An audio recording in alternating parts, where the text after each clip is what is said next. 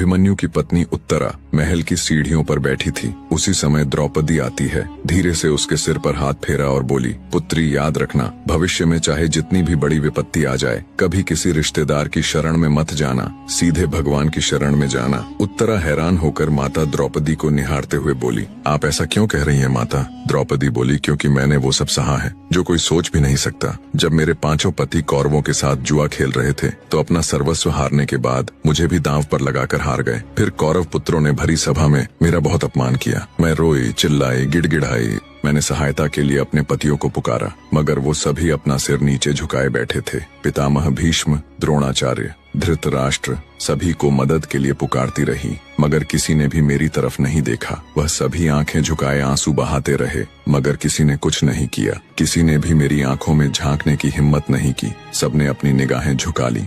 और जब हर रिश्ता मुझसे मुंह मोड़ चुका था, मैंने भगवान को पुकारा। और जानती हो क्या हुआ पुत्री? श्री कृष्ण साक्षात आए और मेरा मान रख लिया। द्रौपदी की आंखों से आंसू बह रहे हैं और बोली, जब मेरी अस्मिता भरी सभा में रौंदी जा रही थी, तब मैंने आंखें बंद की और बस एक नाम पुकारा, श्री कृष्णा, आपके सिवाय मेरा और कोई भी नहीं है। तब श्री कृष्ण तुरंत आए और मेरी रक्षा की। जब द्रौपदी पर ऐसी विपत्ति आ रही थी तो द्वारिका में श्री कृष्ण बहुत विचलित होते हैं, क्योंकि उनकी सबसे प्रिय भक्त पर संकट आन पड़ा था। रुक्मिणी जी उनके पास आती है, नाथ आप इतने उदास क्यों हैं? श्री कृष्ण भारी स्वर में कहते हैं, मेरी सबसे बड़ी भक्त, मेरी प्रिय सखी द्रौपदी आज भरी सभा में अपमानित हो रही है और मैं कुछ कर नहीं पा रहा। रुक्मिणी व्यथित होकर बोली, तो आप जाए प्रभु और उसकी रक्षा करे। श्री कृष्ण बोले, कैसे जाऊं देवी? जब तक वह मुझे पुकारेगी नहीं, मैं नियम से बंधा हूँ। भक्त की पुकार ही तो भगवान का आमंत्रण होता है। क्या तुम्हें याद है जब राजसूय यज्ञ में मैंने शिशुपाल का वध किया था?